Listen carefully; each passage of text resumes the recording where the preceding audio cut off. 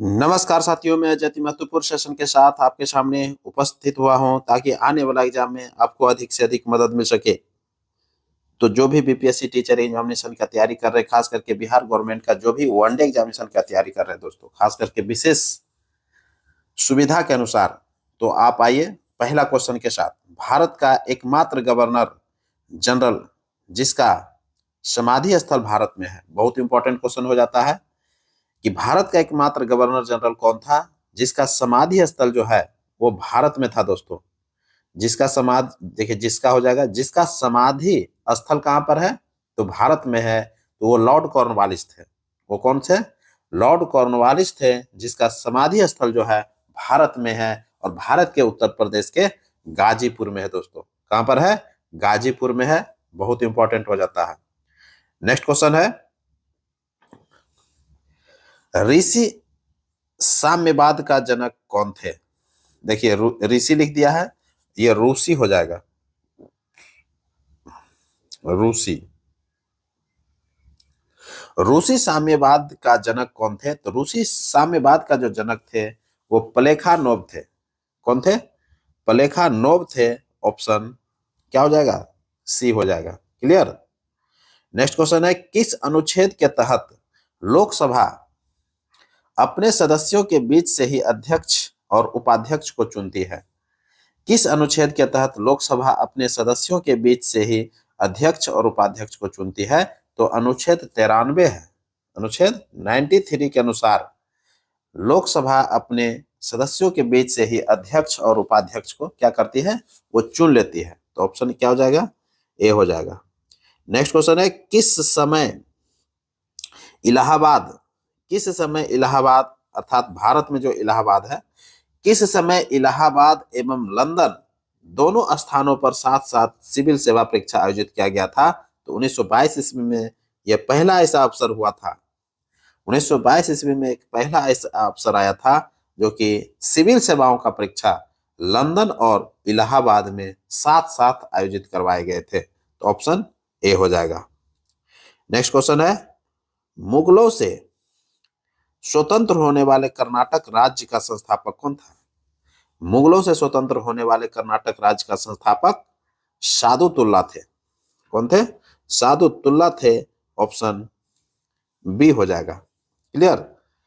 तो मुगलों से स्वतंत्र होने वाले कर्नाटक राज्य के संस्थापक कौन थे? सादुतुल्ला खान थे। क्लियर।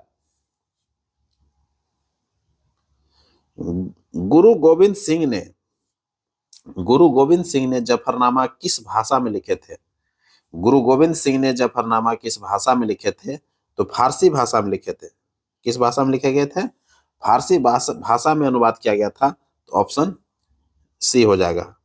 नेक्स्ट क्वेश्चन है, पानीपत का तृतीय युद्ध कब हुआ था? बहुत इंपॉर्टेंट हो जाता है। पानीपत का तृतीय युद्ध 1526 ईस्वी में लड़ा गया था। सॉरी, पानीपत का प्रथम युद्ध 1526 ईस्वी में हुआ था। पानीपत का यह तृतीय युद्ध पूछा जा रहा है। तो पानीपत का जो तृतीय युद्ध हुआ था 1761 ईस्वी में हुआ था। मराठों और अफगानों के बीच में हुआ था, जिसमें मराठों की हार हो गई थी। तो पानीपत का तृतीय युद्ध ही पूछा जा रहा है। तो पानीपत का तृतीय युद्ध कब हुआ था? तो 1761 ईस्वी में हुआ था, जबकि पानीपत का प्रथम युद्ध 1526 ईस्वी में हुआ था। बाबर एवं इब्राहिम लोदी के बीच हुआ था। और पानीपत का दूसरा युद्ध जो हुआ था वो अकबर और हेमू के बीच में हुआ था। क्लियर। तो पानीपत का तीसरा युद्ध जो हुआ था मराठा एवं अहमद शाह अब्दाली के बीच में हुआ था। मराठों की हार हो गई थी इसमें। क्लियर। नेक्स्ट क्वेश्चन है, 15 अगस्त 1947 के दिन गांधी जी कहाँ थे? 15 अगस्त 1947 के दिन गांधी जी नोआखली कोलकाता में थे दोस्तों। बहुत इंपॉर्टेंट क्वेश्चन हो जाता है। 15 अगस्त के दिन सभी लोग क्या कर रहे थे? आजादी का जश्न मना रहे थे। उस समय जो है कलकत्ता के नोआखली में गांधी जी का आगमन होता है और वहीं पर दंगा हो रहा था। वहीं पर जो है ये गांधी जी उपस्थित हुए थे और दंगा को शांत भी करवाए थे।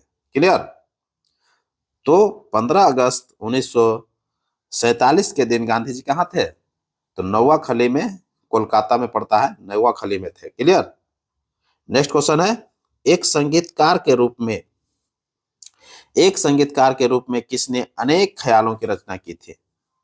एक संगीतकार के रूप में किसने अनेक ख्यालों की रचना की थी? तो मोहम्मद शाह ने किया था।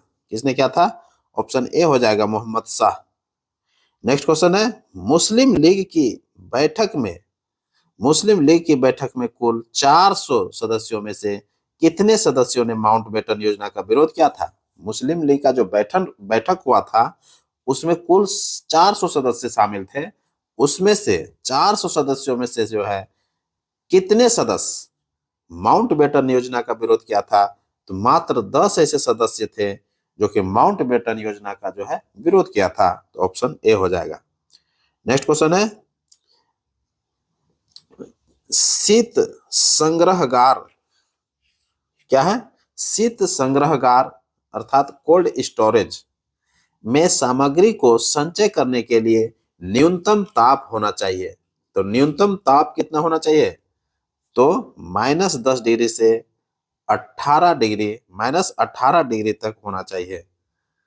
तो शीत संग्रहकार जो होता है, कोल्ड स्टोरेज जो होता है, उसमें सामग्री को संचय करने के लिए न्यूनतम ताप जो होना चाहिए, न्यूनतम जो सबसे निम्न ताप होना चाहिए, -10 डिग्री से -18 डिग्री टेम्परेचर तक रहना चाहिए। तो ऑप्शन दिया हुआ नहीं है तो आप लोग लिख लीजिएगा, नन ऑफ दीज हो जाएगा। क्लियर? -10 डिग्री से -18 डिग्री सी तक जो है न्यूनतम तापमान होना आवश्यक है। क्लियर? नेक्स्ट क्वेश्चन है, जीवाणु का नामकरण 1829 ईस्वी में किसने जीवाणु रखा था? जीवाणु का जो नामकरण किया गया था 1829 ईस्वी में किया गया था, तो किसने किया था? तो जीवाणु का नाम जो है एहरेनबर्ग ने किया था। किसने किया था?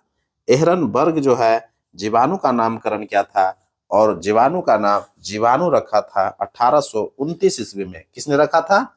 तो एहरेनबर्ग ने रखा था। ऑप्शन बी हो जाएगा। नेक्स्ट क्वेश्चन है, किस समुदाय के वनस्पति किस समुदाय के वनस्पति जगत को एम्फीबिया वर्ग भी कहते हैं? एम्फीबिया जो वर्ग कहलाता है वो ब्रायोफाइटा कहलाता है। क्या कहलाता है? ब्रायोफाइटा कहलाता है। ऑप्शन बी हो जाएगा। क्लियर? नेक्स्ट क्वेश्चन है, चर्म उद्योग में चमड़े से बालों और वसा हटाने का कार्य जीवाणुओं के द्वारा होता है। चर्म चर्म उद्योग में चमड़े से बालों और वसा हटाने का कार्य जीवाणुओं के द्वारा होता है। इसको क्या कहते हैं? इसको टेनिन कहा जाता है। इसको क्या बोला जाता है? टेनिन बोला जाता है। तो ऑप्शन टेनिंग हो जाएगा। ऑप्शन ए हो जाएगा। नेक्स्ट क्वेश्चन है, क्लोरोफिल के कितने घटक हैं? क्लोरोफिल के कितने घटक हैं? तो क्लोरोफिल के जो घटक है वो कितने होते हैं? तो 4 घटक होते हैं। क्लोरोफिल के कितने घटक होते हैं? तो 4 घटक होते हैं। ऑप्शन दिया हुआ नहीं है, ऑप्शन नन ऑफ दिस हो जाएगा। क्लियर? तो क्लोरोफिल के 4 घटक होते हैं। नेक्स्ट क्वेश्चन है, लहसुन प्याज के कुल का है, किस कुल का होगा? लहसुन और प्याज जो है वह किस कुल के हैं? तो लिलिएसी कुल के हैं। क्या है? लहसुन और प्याज जो होते हैं वो लिलिएसी कुल के आते हैं। तो ऑप्शन क्या हो जाएगा? ऑप्शन ए हो जाएगा। नेक्स्ट क्वेश्चन है, निम्न में से कौन पादप हार्मोन्स है? निम्न में से कौन पादप हार्मोन्स है? तो पादप हार्मोन जो है देखते हैं कौन है। ऑक्सिन्स जो है ये पादप हार्मोन है। जिब्रेलिन्स ये भी पादप हार्मोन है। इथिलीन ये भी पादप हार्मोन है। क्लियर? साइटोकाइनिन ये भी पादप हार्मोन है। एब्सिसा क्या है? एब्सेसिक एसिड हो जाएगा। ये एब्सेसिक एसिड है, ध्यान में रखिएगा। एब्सेसिक एसिड ये भी पादप हार्मोन है। तो साइटोकाइनिन, एब्सेसिक एसिड ये दोनों जो है पादप हार्मोन है। फ्लोरीजेंस क्या है? फ्लोरीजेंस भी पादप हार्मोन है। ये सभी जो है पादप हार्मोन हो जाएगा। तो ये ऑप्शन उपयुक्त में से एक से अधिक हो जाएगा। क्लियर? तो auxins, gibberellins, ethylene, cytokinin, abscisic acid, फ्लोरिजेंस, ये सभी जो है पादप हार्मोन आते हैं। तो ऑप्शन डी हो जाएगा। नेक्स्ट क्वेश्चन है, सबसे लंबा गुणसूत्र किसका होता है? सबसे लंबा गुणसूत्र जो है किसका होता है? तो ट्राइलियम का होता है। किसका होता है? ऑप्शन सी हो जाएगा, ट्राइलियम का होता है। क्लियर। नेक्स्ट क्वेश्चन है, सर्वाधिक अस्थायी पारिस्थितिकी तंत्र है। सर्वाधिक अस्थायी पारिस्थितिकी तंत्र क्या है? तो वो महासागर होता है। क्या होता है? सबसे अस्थायी जो पारिस्थितिक तंत्र होता है, पारिस्थितिक तंत्र, वो महासागर होता है। ऑप्शन सी हो जाएगा। कौन सही सुमेलित है? कौन सही सुमेलित है? एक एक करके हम लोग देखेंगे और सही की पहचान करेंगे। संस्था है, मुख्यालय है। तो पहला है पर्यावरण शिक्षा केंद्र अहमदाबाद में है। बिल्कुल सत्य है, पर्यावरण शिक्षा केंद्र जो है वह अहमदाबाद में है, यह बिल्कुल सत्य है। दूसरा है सीपीआर पर्यावरण शिक्षा केंद्र। सीपीआर पर्यावरण शिक्षा केंद्र चेन्नई में है, बिल्कुल सत्य है। सीपीआर पर्यावरण शिक्षा केंद्र जो है चेन्नई में है। पर्यावरण शिक्षा केंद्र सिर्फ केवल पर्यावरण शिक्षा केंद्र पूछेगा तो अहमदाबाद हो जाएगा।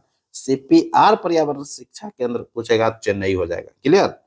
भारतीय वन प्रबंधक संस्थान कहाँ है? भारतीय वन प्रबंधन हो जाएगा। भारतीय वन प्रबंधन संस्थान कहाँ है? ये भोपाल में है, बिल्कुल सत्य है। क्लियर। राष्ट्रीय विज्ञान औद्योगिक संस्थान पूछेगा तो फरीदाबाद हो जाएगा। तो ये सभी सही है, तो अब उपरोक्त में से एक से अधिक हो जाएगा। नेक्स्ट क्वेश्चन है, कौन द्वितीयक उपभोक्ता है? कौन द्वितीयक उपभोक्ता है? तो एक एक करके हम लोग देखेंगे और कौन द्वितीयक उपभोक्ता है चर्चा करेंगे। तो देखते हैं, गाय। गाय क्या द्वितीयक उपभोक्ता आएगा? बिल्कुल नहीं आएगा। गाय जो है पहली में आता है। गाय हो गया, भैंस हो गया, बकरा हो गया, बकरी हो गया, ये प्रथम उपभोक्ता में आ गया। बाघ, चीता, ये द्वितीय उपभोक्ता में आएगा? नहीं, बाघ चीता जो है तृतीयक उपभोक्ता में आता है। लोमड़ी और भेड़िया और मोर, ये जो तीसरा ऑप्शन है, भेड़िया, मोर, लोमड़ी, ये क्या है? ये द्वितीयक उपभोक्ता के श्रेणी में आता है। तो ऑप्शन क्या हो जाएगा? ऑप्शन सी हो जाएगा। भेड़िया, लोमड़ी, मोर, ये सभी जो है क्या है? द्वितीयक उपभोक्ता के श्रेणी में आता है। जबकि बाघ और चीता जो है वो तृतीय उपभोक्ता में आते हैं। तो ये सभी जो है ध्यान में रखिएगा। तो ऑप्शन सी हो जाएगा। द्वितीयक उपभोक्ता पूछा जा रहा था। द्वितीयक उपभोक्ता मीन्स ये हुआ कि आप घास भी खा सकते हैं, बकरा बकरी भी खा सकते हैं, यानी कि सभी चीज खा सकते हैं। तृतीयक उपभोक्ता सिर्फ मांस पर आधारित रहता है और प्रथम उपभोक्ता जो होता है सिर्फ जो है वो घास फूस खाते हैं। इस तरह से आप ध्यान में रखिएगा। नेक्स्ट क्वेश्चन है, पृथ्वी पर उपलब्ध जल की मात्रा का कितना प्रतिशत स्वच्छ है? पृथ्वी पर उपलब्ध जल की मात्रा जो का कितना प्रतिशत स्वच्छ जल है? तो वो देखिएगा, आप स्वच्छ जल की पहचान कीजिएगा। 2.5 से 3% जल है। 2.5 से 3% जल ऐसे हैं जो कि स्वच्छ जल के श्रेणी में आता है, उसी को हम लोग पीने के काम में कर आता है। तो ऑप्शन क्या हो जाएगा? बी हो जाएगा। क्लियर। नेक्स्ट क्वेश्चन है, प्रायुक्त जल क्या है? पारायुक्त हो जाएगा। ये प्रायुक्त लिख दिया, पारायुक्त कर लीजिएगा। पारायुक्त, पारायुक्त जल पीने से कौन सा रोग उत्पन्न होता है? पारायुक्त जल पीने से कौन सा रोग उत्पन्न हो जाता है? तो मिनी माता रोग होता है। कौन होता है? मिनी माता रोग जो होता है वो पारायुक्त पानी जल पीने से होता है। क्लियर। नेक्स्ट क्वेश्चन है, शरीर कितने भागों में विभक्त होते हैं? शरीर कितने भागों में विभक्त होते हैं? तो शरीर जो है ये 3 भागों में विभक्त होते हैं। शरीर 3 भागों में विभक्त होते हैं। तो ऑप्शन सी हो जाएगा। नेक्स्ट क्वेश्चन है, कौन सही सुमेलित नहीं है? नहीं की चर्चा कर रहा है। तो एक एक करके हम लोग देखेंगे। जीव कीट संघ है, ठीक ना। एक साइड जीव कीट है और दूसरे साइड संघ है। क्लियर। तो पहला ऑप्शन है हाइड्रा मूंगा। हाइड्रा और मूंगा जो है ये ऑप्शन नहीं होगा, ये ऑप्शन हटा लीजिएगा। क्लियर। हाइड्रा मूंगा जो है सिलेंट्रा, क्या है, सिलिंट्रेटा संघ से संबंधित है। तो सिलिंट्रेटा संघ से ही संबंधित है हाइड्रा और मूंगा। क्लियर। दूसरा है चींटी, तिलचट्टा, मक्खी, मच्छर, टिड्डा। ये सभी जो अर्थोपोडा में आते हैं। चींटी होता है, तिलचट्टा होता है, मक्खी होता है, मच्छर होता है, टिड्डा होता है, ये सभी जो है अर्थोपोडा संघ में आते हैं। तो ये भी सत्य है। नेक्स्ट, तीसरा ऑप्शन है केचुआ, जोंक, नीरिस। केचुआ है, जोंक है, नीरिस है, ये एनिलिडा वर्ग में आते हैं। बिल्कुल, ये इनेलिडा वर्ग में ही आते हैं। तो देखिएगा हाइड्रा, मूंगा, ये क्या है, सिलेंट्रेटा वर्ग में आते हैं। चींटी, तेलचट्टा, मक्खी, मच्छर, टिड्डी, ये सभी जो है अर्थोपोडा वर्ग में आते हैं। केचुआ, जोंक, नीरिस, ये सभी जो है एनिलिडा वर्ग में आते हैं। जबकि साइकन, स्पंज, ये सभी पोरीफोरा वर्ग में आते हैं। क्लियर। तो इन सभी को जो है ये सभी सत्य है, तो एक भी असत्य नहीं मिला, ऑप्शन एफ हो जाएगा। क्लियर। तो उपयुक्त में से कोई नहीं मिला गलत, सभी सत्य मिलान है। हाइड्रा किस वर्ग से आते हैं, तो सेलेंट्रीटा, मूंगा सेलेंट्रीटा, चींटी, तेलचट्टा, मक्खी, मच्छर, टिड्डी, ये सभी अर्थोपोडा में आते हैं। केचुआ, जोंक, नीरिस, ये सभी एनिलिडा वर्ग में आते हैं। साइकन, स्पंज, ये सभी जो है पोरीफोरा में आते हैं। क्लियर, ये सभी ध्यान में रखिएगा। नेक्स्ट क्वेश्चन है, निम्न में से कौन शाकनाशक का उदाहरण है। शाकनाशक, तो सोडियम क्लोरेट जो होता है ये शाकनाशक का उदाहरण है, ऑप्शन ए हो जाएगा। क्लियर। शाकनाशी जिसको बोलते हैं, हर्बिसाइड्स ऐसे रसायन होते हैं जिनका प्रयोग कृषि क्षेत्र में अवांछित खरपतवारों को नष्ट करने के लिए किया जाता है। ये जो सोडियम क्लोरेट होते हैं वो कृषि क्षेत्र में देखिएगा अवांछित खरपतवार जब उग जाते हैं उसको नष्ट करने के लिए सोडियम क्लोरेट का ही इस्तेमाल किया जाता है, जिसको Na, क्या है, NaClO3 के रूप में हम लोग देखते हैं। क्लियर। नेक्स्ट क्वेश्चन है, बिहार का अधिकांश क्षेत्र आच्छादित है। बिहार का अधिकांश क्षेत्र आच्छादित है, किससे है, तो कछारी मिट्टी से है। देखिए कछारी मिट्टी कहने का मतलब ये हुआ कि बिहार में अधिकांश जगहों पर क्या होता है, बाढ़ की समस्या रहती है। तो बिहार के अधिकांश भूभाग में कछारी जलोढ़ मिट्टी पाई जाती है। नवीन जलोढ़ मिट्टी को मृदा को खादर कहा जाता है, जबकि पुरानी जलोढ़ मिट्टी को बांगर कहा जाता है। बिहार में नदियों की अधिकता एवं मैदानी क्षेत्र होने के कारण बिहार की 90% से अधिक भूमि जो है जलोढ़ मिट्टी के क्षेत्र से ढका हुआ है। क्लियर। नेक्स्ट क्वेश्चन है, और ये अंतिम क्वेश्चन होगा, कहता है पिछड़ी जाति आयोग के प्रथम सभापति कौन थे। पिछड़ी जाति आयोग के प्रथम सभापति कौन थे, तो काका साहेब कालेलकर थे, ऑप्शन सी हो जाएगा। पिछड़ी जाति आयोग का गठन जो हुआ था 1953 ईस्वी में हुआ था। द्वितीय पिछड़ी जाति आयोग के अध्यक्ष जो थे वो बीपी मंडल थे, जबकि प्रथम सभापति पूछा जा रहा है, पिछड़ी जाति आयोग के प्रथम सभापति कौन थे, तो काका साहेब कालेलकर थे। जबकि द्वितीय पिछड़ी जाति आयोग के अध्यक्ष जो थे वो बीपी मंडल थे। ध्यान में रखिएगा 102वां संविधान संशोधन जब 2018 में हुआ था, तो उस समय उसके द्वारा 102वां संविधान संशोधन के द्वारा राष्ट्रीय पिछड़ा आयोग को संवैधानिक दर्जा प्रदान किया गया। राष्ट्रीय पिछड़ा आयोग में 5 सदस्य होते हैं। राष्ट्रीय पिछड़ा आयोग में 5 सदस्य होते हैं, जिसमें एक अध्यक्ष, एक उपाध्यक्ष एवं 3 अन्य सदस्य होते हैं। क्लियर। जिसमें क्या होता है, एक अध्यक्ष होता है, एक उपाध्यक्ष होते हैं और 3 गो अन्य सदस्य होते हैं। ये राष्ट्रीय पिछड़ा आयोग का वर्णन था, जो कि 102वां संविधान संशोधन 2018 के तहत जो है क्या किया, संवैधानिक दर्जा प्रदान किया गया था।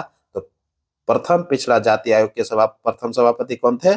काका साहेब कालेलकर थे, जबकि द्वितीय पिछड़ी जाति आयोग के प्रथम अध्यक्ष जो है बीपी मंडल थे। पिछड़ी जाति आयोग का गठन कब हुआ था? 1953 ईस्वी में हुआ था, ये भी ध्यान में रखिएगा। तो इसी के साथ अब हमको इजाजत दीजिए, मैं पुनः एक नए वीडियो के साथ आपके सामने उपस्थित होऊंगा। तब तक के लिए इसी तरह पढ़ते रहिए और नेक्स्ट वीडियो का इंतजार कीजिए। नमस्कार, जय हिंद।